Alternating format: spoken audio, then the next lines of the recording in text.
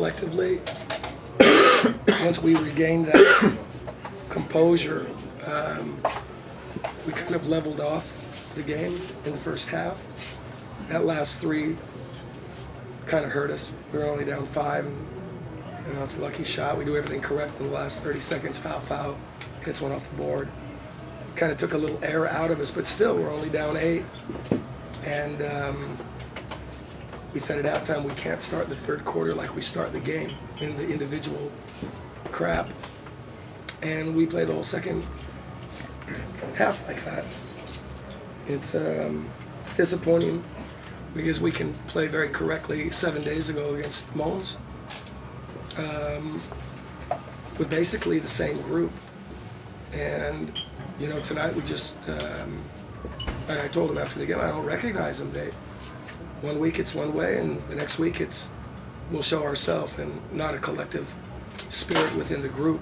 And we just don't have the team for that. Without Jason and without Marcus and without Tyrell and without Julien, and it goes on and on and on for us. We have to be collective and control tempo in games. Try to play great defense, and if we can do this, we can win in this league like we did last week.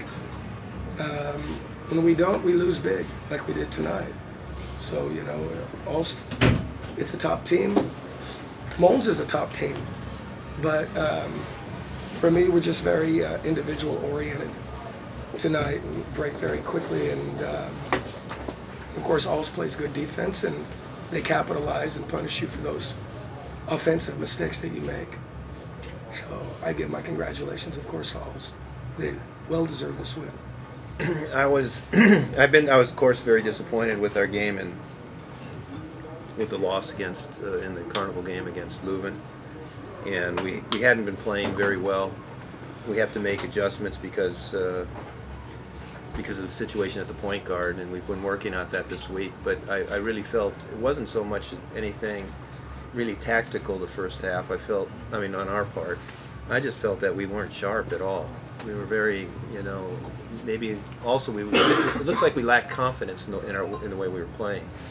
And we also became very individualistic and selfish and very unconcentrated. And I wasn't happy at all at halftime. But I was very pleased with our effort the second half. I knew that we had a deeper rotation, of course, than Pepinster when they're as thin as they are right now. But we also know they won last week, and they were playing with a lot of confidence. And they showed that in the first half. They never, they kept coming back at us. But I'm pleased with our second half. It seems like we got ourselves back on track a little bit, and it seems like we've adjusted now. Jorn didn't have to play as many minutes. A lot was because of the amount of the score, but I have a little more confidence with the group now. We've been working on playing without Jorn, and it seems like we handled that, at least not in the first half, but in the second half a little bit better. And hopefully that will improve as time goes on. But I have a lot of respect for the fact that I was telling Bingo that after the game, that he always plays hard. You got to respect that guy. He's always after it. He's very engaged, and he's not my player anymore, but I sure do like his intensity level, and I think he helps the other guys also. But happy with the win, and I'm happy that we ended on a better note than we started on. This victory was needed for the coming schedule? Pardon me? This victory was needed for the coming schedule? Oh, of course. We had to win. We couldn't go 3 losses in a row. We had lost before. We had a little mini break after the Mons game. Mons game was something I didn't really, I expected that we weren't going to be very sharp because it was so close to a heavy schedule. But then when Kruger went out, I made mistakes in the adjustments I made without Kruger, actually. And our team was very tired at the end of that game, and we didn't play the way we should have. But I think now like I said, I think we've got a little bit of a grip on those problems. And hopefully, we'll see what we do against Ostend away. They're playing very well right now, and we play on their court, which is always difficult. So we see how we compete against them. First, the Chalon game. How are you going to prepare this game? You have to win, but you have to see the result of Bonn also. Yeah. We'll have to wait and see. They play before us. it's going to be, we don't have Gataforce for that game, so we're very, very thin. We're kind of like Pepinster was against us, because Chalon's in first place in their league, in the French league, which is a very strong league. They won the French Cup, so we're talking about a very, very good team. But we'll compete and see where we go. It's a difficult situation for us, but we'll do the best we can with it. You're gonna know the result of Bonn before the game? They play at I think they play at 6 o'clock our Oh. time in Hungary, so we should know before.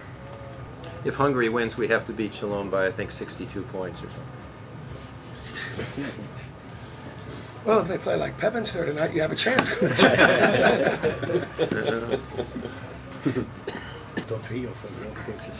The top 3 win. Yes. Okay, go ahead, Coach. I thought Steinbeck was a big key for them in the first half, and it kind of set them on the good way, like Coach was saying. He got a lot of rest time in the second half, but I thought the damage he gave us in the first half, he had 11 points. Hit that last 3, it kind of, I thought he played very correct. He really hurt our point guards. And I think Jackson, for sure, we have a major problem with our wings tonight with Stefan. We just can't guard him. We just can't. And I would put him as the second one.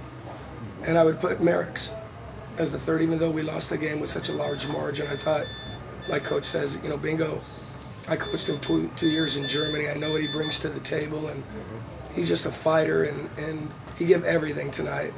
And 16 and 10 is not bad work against 3 good big guys from Olds. So normally I don't give a pick in the top 3 from my team, but in this case, taking nothing away from Chris, I thought Bingo was very correct tonight.